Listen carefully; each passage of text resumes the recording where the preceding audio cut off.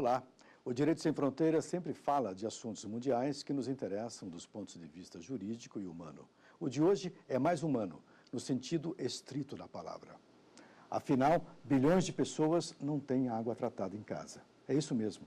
Eu disse bilhões de pessoas que não têm água em casa. Famílias que vivem sem saneamento básico e que, por isso, estão mais sujeitas a doenças, sofrimentos e à morte. Sejam bem-vindos ao nosso programa. Em todo o mundo, 3 a cada 10 pessoas não têm acesso à água potável em casa. São 2 bilhões e 100 milhões de pessoas. E não para por aí. 4 bilhões e meio não têm saneamento seguro. São números da Organização Mundial da Saúde e do Unicef. A maior parte da deficiência está na zona rural, onde há menos investimentos públicos. De todo o saneamento básico disponível, 60% estão na zona urbana. São dados alarmantes que nos colocam várias questões. Algumas delas vão ser respondidas aqui, no Direito Sem Fronteiras. E para isso, estão aqui Júlio Edstrom, mestre em Direito Internacional, e o professor de Saneamento Ambiental da Universidade de Brasília, Oscar Cordeiro Neto. Muito obrigado pela presença de vocês aqui conosco. Por que boa parte da população vive como se estivesse vivendo na Idade Média, sem saneamento básico, professor? Eu acho que essa questão da falta de saneamento básico, ela está muito associada à pobreza, né? E a gente vai encontrar justamente, né, uma relação muito forte nos países mais pobres, né, nos países onde a renda, né, da população é mais baixa, são justamente os locais onde a população, de forma geral, tem dificuldade de acesso tanto à água, de boa qualidade, como também aos serviços de esgotamento sanitário, né? Há algumas questões específicas, às vezes em situações de conflitos, de guerras, né, de migrações, essa questão do saneamento também, ela costuma ser muito grave. Esses dados apresentados pela Organização Mundial de Saúde, ela revela um flagelo mundial, né? Eu pergunto ao senhor, é só a falta de dinheiro mesmo que está ocasionando esse problema, que gera esse flagelo? Não. Dentro da estrutura internacional, como o doutor colocou, tem uma assimetria muito grande. Os países denominados em desenvolvimento ainda sofrem com esse grande problema que aflige toda a humanidade. Mas nós temos que lembrar que isso também reflete um problema interno. Os organismos internacionais, tanto a ONU quanto a OMS, que vem se posicionando firmemente sobre esse assunto, não podem interferir na realidade interna. Então nós temos aí também um problema de cooperação muito grande, de transferência de tecnologia e que interfere na situação interna de cada um desses países. Além da saúde, há outros tipos de riscos que afligem essa população sem saneamento básico? Sim, a saúde no sentido amplo, né, porque isso significa qualidade de vida, significa produtividade no trabalho, né, na escola, no caso das crianças. Então, a falta de saneamento ela tem um enorme impacto na saúde no sentido amplo e também a gente não deve negligenciar os aspectos associados ao meio ambiente, né, aos ecossistemas. Então, a falta de saneamento muitas vezes tem impactos razoáveis também sobre o meio ambiente. É importante lembrar que tanto a água quanto o saneamento são considerados direitos humanos. Então, a negação da aplicação desse direito é por si só uma violação, tanto da ordem jurídica internacional, quanto da ordem jurídica de cada um desses países. Então, eu diria que o reflexo do descumprimento dessa ordem jurídica são os problemas de saúde e de desenvolvimento que nós temos assistido na atualidade.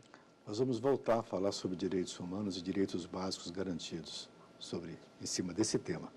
O relatório da Organização Mundial da Saúde apresenta os problemas. Os números são alarmantes, como nós já falamos aqui. De posse desses números, quem resolve a questão?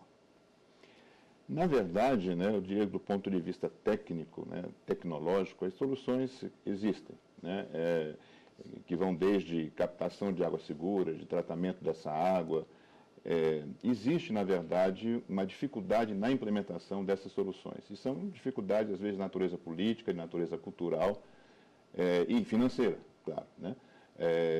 Problema, eu diria que tecnológico, técnico, eu diria que nós já superamos e já temos respostas para isso. Agora, precisaria haver uma mobilização de caráter mundial para que esses entraves financeiros, políticos, culturais, que sejam superados. Na sua opinião, qual é o maior entrave? O político, o econômico, financeiro ou o cultural? Eles formam a chamada teoria dos círculos concêntricos. Eu acho que é muito difícil fazer essa diferenciação, porque nós temos aí no plano internacional, desde da ONU até fundos considerados de caráter público, quanto a Unicef, quanto a empreendimentos privados que trabalham nesse sentido. Só que como tem reflexos tanto da esfera pública quanto da esfera privada, a interferência em sociedades, seja na microesfera de uma família, seja num estado como um todo, isso tem que ser verificado como uma iniciativa de cooperação. E até esse momento existem velocidades diferentes de aplicação do direito. No âmbito do direito internacional, entre cada um dos estados tem como fundamento a sua soberania, há uma dificuldade muito grande de aplicação. Acho que um grande exemplo que o doutor colocou é um país que está em guerra, a Síria. Então, há uma necessidade da conscientização do governo daquele país para essa necessidade básica da população. E a sociedade internacional, ela interfere numa maior ou numa menor medida possível em cada um dos países. Foi mencionado aqui a questão do Fundo Internacional para Saneamento Básico. Como é que funciona esse fundo? Qualquer país pode chegar, pedir, ou tem que apresentar um projeto? Como é que funciona? Na verdade, existem os bancos multilaterais, né, que têm recursos importantes que são aplicados na questão de saneamento.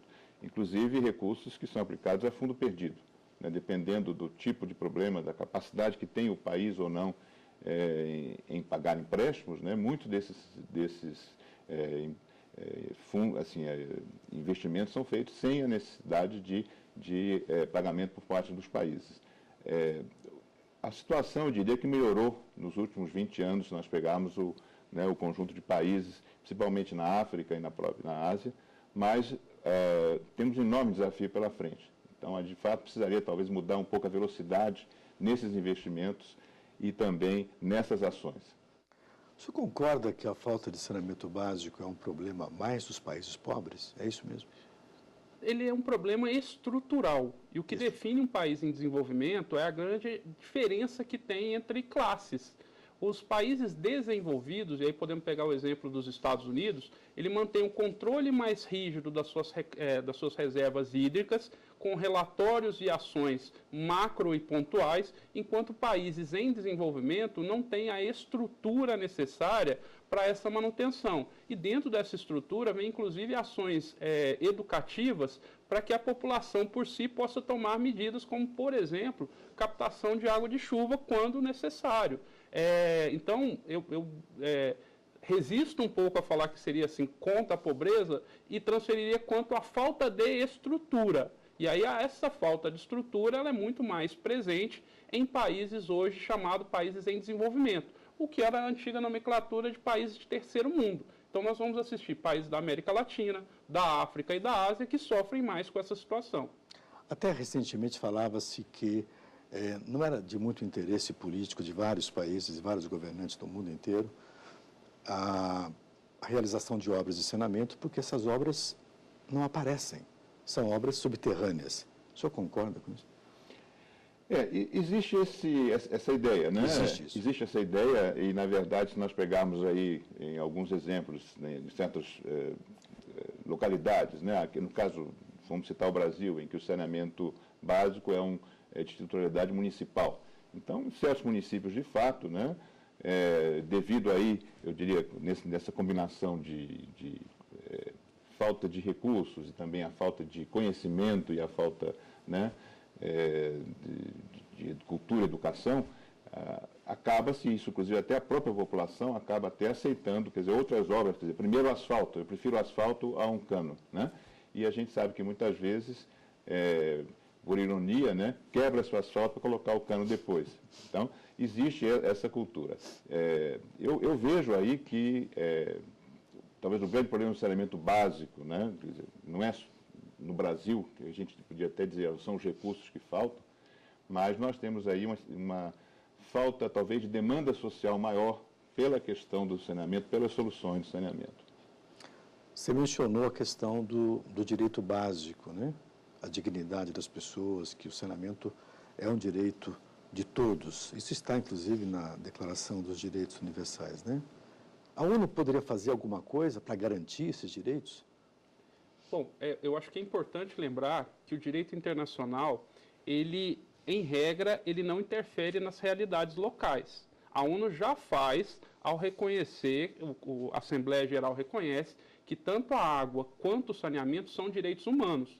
Na prática, isso se torna um standard internacional, que os estados tentam se adequar. Então, há uma meta internacional para saneamento, que os países vêm buscando a sua regularização, inclusive com fundos internacionais. Então, assim, a ingerência da ONU, assim como que para praticamente todos os assuntos, ela seria danosa. A ONU dá diretrizes e os Estados-membros buscam cumpri-la. O que pode ser feito, o que se busca ser feito, é uma transferência de tecnologia entre os seus membros, para que auxiliem que estados que estão tecnologicamente mais atrasados possam, com a quantidade menor de recursos, ter melhor resultados.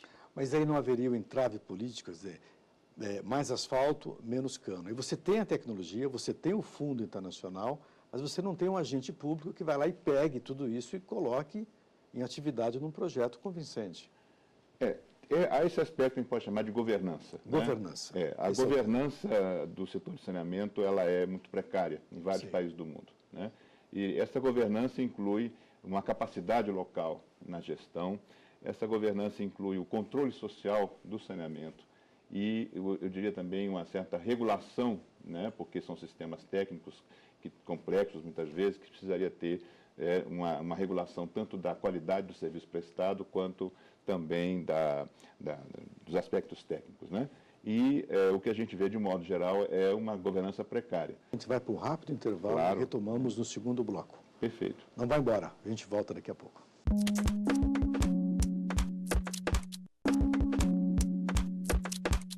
O Direito Sem Fronteiras está de volta. O assunto de hoje é a falta de direitos básicos a bilhões de pessoas, como saneamento e água tratada em casa. Nós falávamos agora há pouquinho, no primeiro bloco, no encerramento, sobre a questão da governança, né? O agente público de posse desse dinheiro, financiamento internacional, tecnologia também disponível e o que acontece? Muitas vezes, literalmente, o dinheiro jogado no lixo. Né? Eu posso falar assim, quer dizer, em muitos casos, no exterior, no Brasil também, a solução do lixo, por exemplo, dos aterros sanitários. Às vezes, investimentos são feitos, né, soluções adequadas, esses aterros são implantados, depois de um ano, eles viram lixão, né? Voltam a uma situação inicial de lixão, de degradação. Faltou o que nesse processo? Faltou ter justamente uma melhor governança do setor, né? Uma maior cobrança por parte da sociedade por essas soluções. Então, eu vejo que na questão do saneamento básico, nós temos aí que investir bastante nesse conceito de governança nas suas diferentes dimensões, na capacidade local, né, em poder responder, na regulação dos sistemas e também num componente importante que é reconhecido no mundo todo como o controle social, quer dizer, a sociedade controlar, né, essas ações de saneamento. E tem um aspecto que eu gostaria de ressaltar também, quer dizer, o saneamento muitas vezes é ligado a questões climáticas, né? Nem sempre as soluções em um determinado país, né, vão ser as mesmas em outros. Então, a gente tem que levar em consideração também, no caso do saneamento, essa dimensão climática e agora, no contexto das mudanças climáticas, né, assim, a gente pode até antever certas dificuldades para algumas regiões maiores com saneamento. Só queria destacar, que eu acho que ficou muito bom na fala do senhor, que governança não quer dizer simplesmente a aplicação da esfera pública, do governante. Não. Governança inclui a participação da sociedade, processo educativo do que eu vou fazer com o meu lixo, o que eu faço com a minha água, da sensibilização para atores internacionais que são ONGs, que transferem essa tecnologia, que fazem projetos específicos, porque é um processo cíclico. Não adianta também ter uma decisão governamental que não é cumprida porque não tem eficácia social. E, por outro lado, não adianta uma sociedade que não tem acesso aos recursos necessários para que aquela decisão que foi tomada seja eficaz. Então, governança, eu acho que o senhor colocou, foi nesse sentido mesmo, é uma participação múltipla. Claro. O Estado, a sociedade e o próprio mercado interessados na melhoria do ambiente que as pessoas estão envolvidas. Nós temos um dado aqui da OMS, da Organização Mundial de Saúde, que diz o seguinte: 61 mil crianças com menos de 5 anos morrem de diarreia todos os anos. Isso dá uma média de 7 crianças por hora. É um dado bastante chocante. Esse dado já não seria suficiente para provocar um tumulto mundial, internacional, para que esse problema fosse resolvido? Eu acho que sim, é um dado que me choca, que me deixa triste, que qualquer ser humano fica tocado com essa situação, com esse dado. Mas, na verdade, a gente tem tido uma certa dificuldade, eu acho que talvez uma barreira a se superar na questão do saneamento, é porque essa relação entre falta de saneamento e morte das crianças, muitas vezes essa ligação não é bem estabelecida pelas próprias populações, pelas próprias pessoas. Quer dizer, então, e outras questões também associadas à falta de saneamento, como, por exemplo, as perdas econômicas no trabalho, né, as perdas econômicas na educação.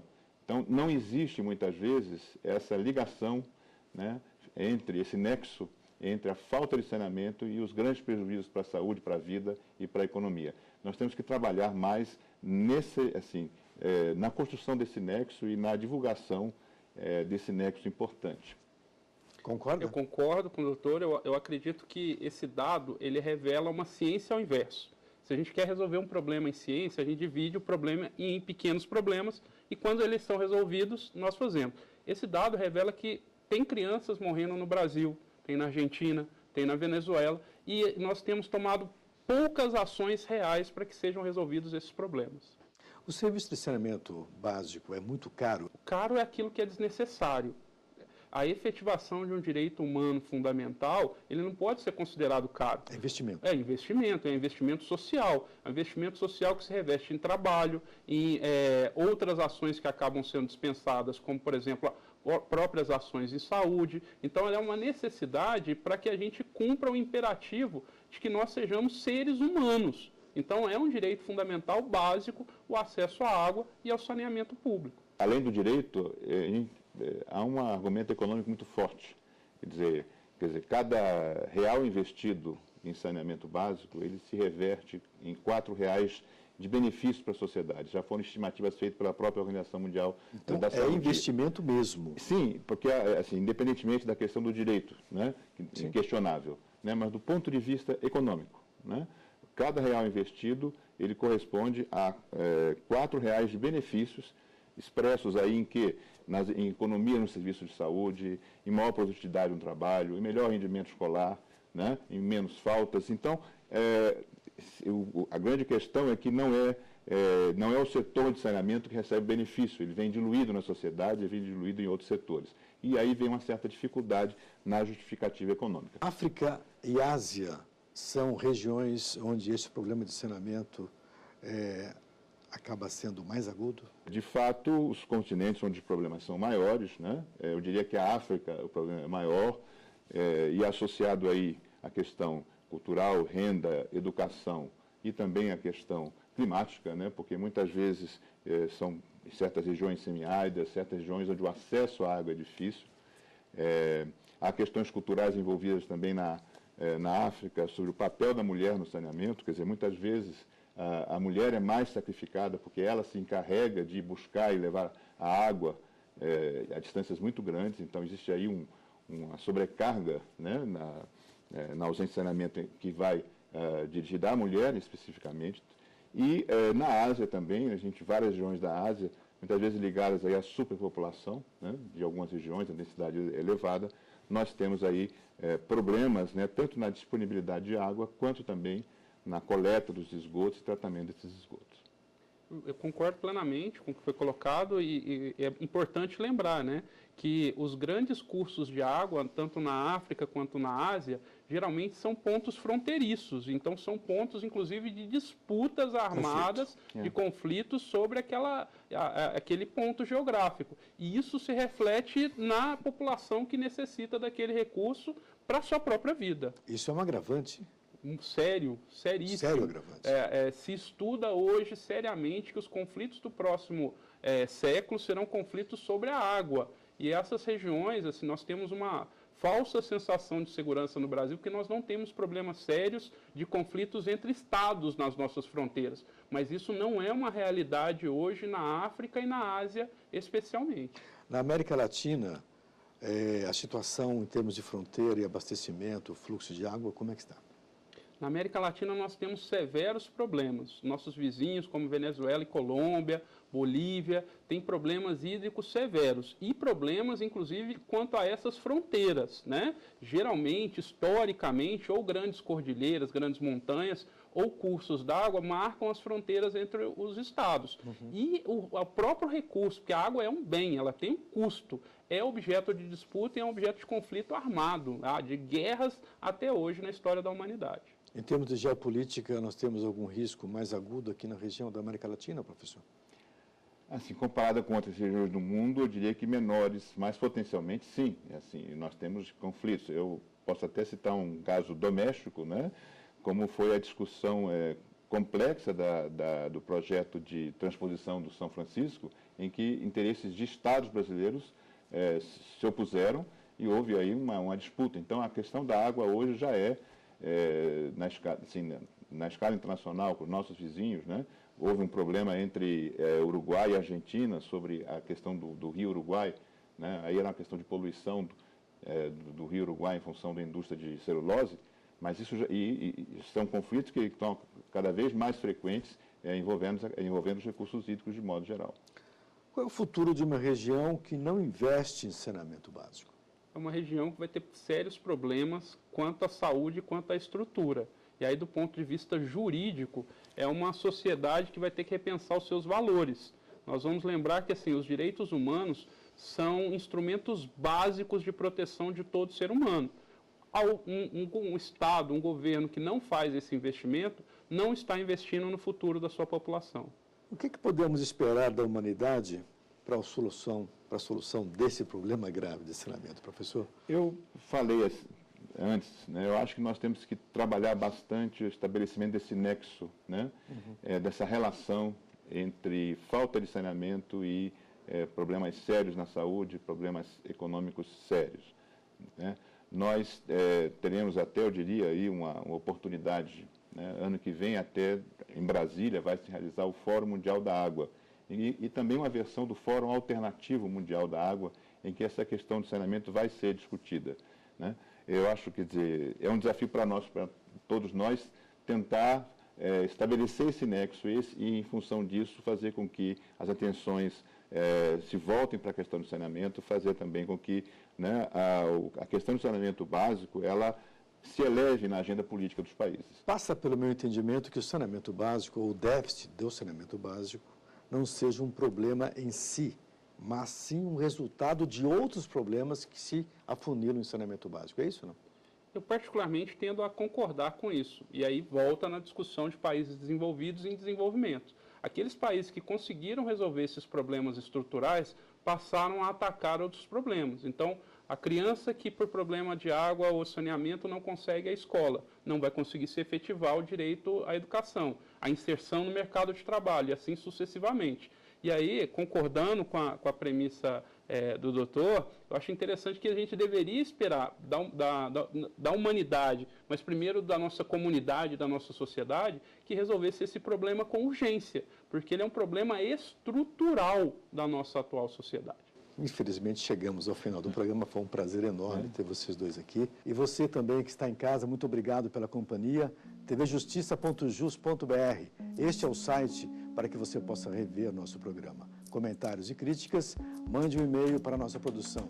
direitosemfronteiras@stf.jus.br. Até a próxima.